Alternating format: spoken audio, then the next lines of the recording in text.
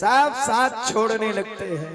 तुम्हारे दरवाजे पर कोई बैठना पसंद नहीं करता क्योंकि तुम्हारे पास कुछ है नहीं। यहाँ एक शब्द लगा है। एक बार राजा दशरथ इंद्र की सभा में पहुंचे जाकर के। इंद्र राजा दशरथ का बड़ा घनिष्ठ मित्र है। इंद्र की राजा दशरथ की बड़ी मित्रता है। एक बार इंद्र की सभा लगी, उस सभा में राजा दशरथ पहुंचे जाकर के। इंद्र ने राजा दशरथ को अपने सिंहासन पर बिठाला, विराजमान कराया।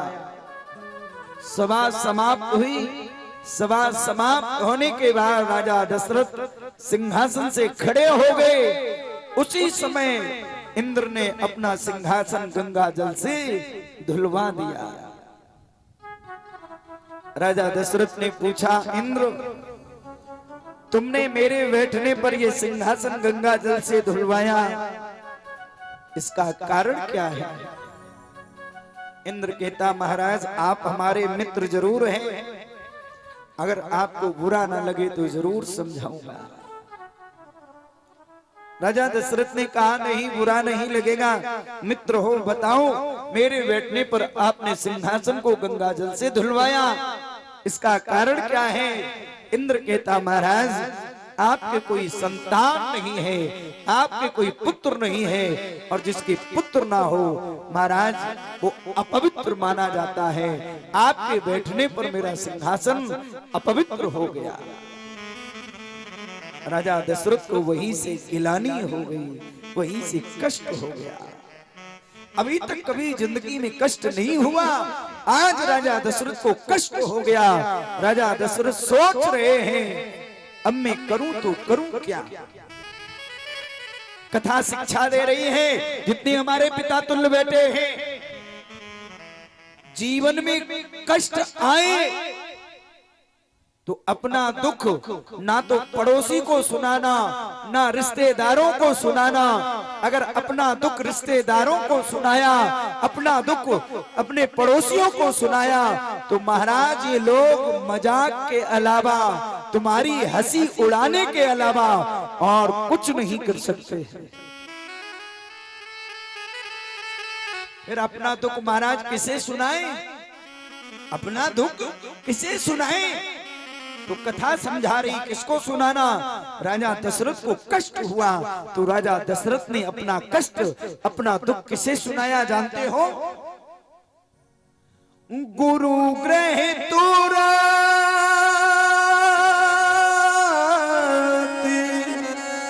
गयो मई पाला, चरण लाग कर नहीं विसाला। अपना सब कुछ गुरुजी को सुनाया।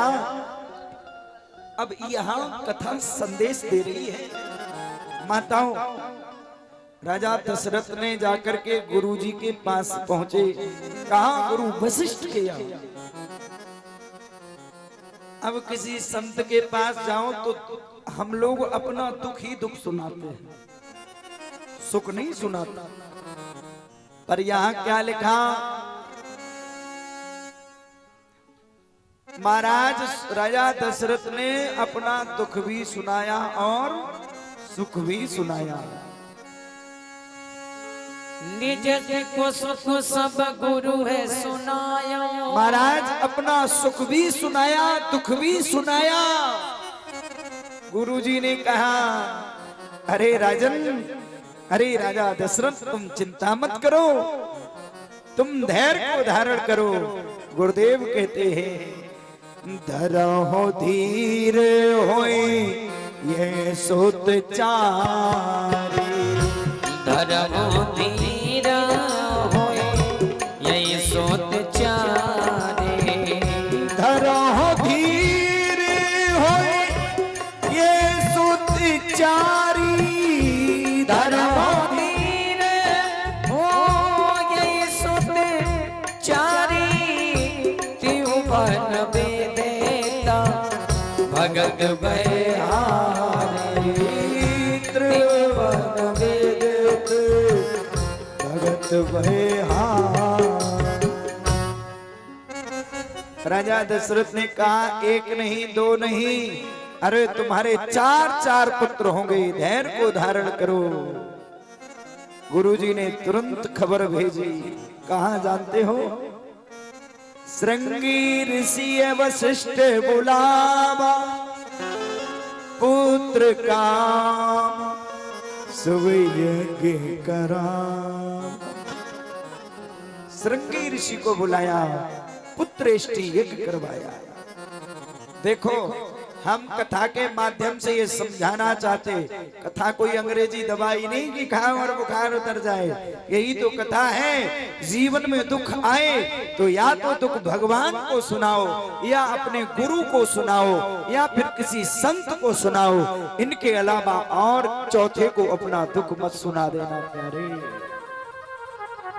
अपना दुख किसी संत को सुनाओगे, अपना दुख गुरु को सुनाओगे, अपना दुख भगवान को सुनाओगे, तो ये तीनों लोग आपके दुख को मेट सकते हैं, अन्यथा आपके दुख को और कोई मेटने वाला नहीं है प्यारे।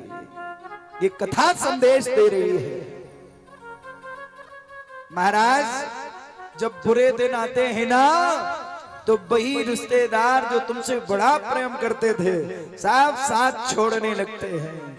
तुम्हारे दरवाजे पर कोई बैठना पसंद नहीं करता, क्योंकि तुम्हारे पास कुछ है नहीं। बनी के चेहरे पर लाख निशान होते, और बनी बिगड़ जाए तो दुश्मन हजार होते हैं।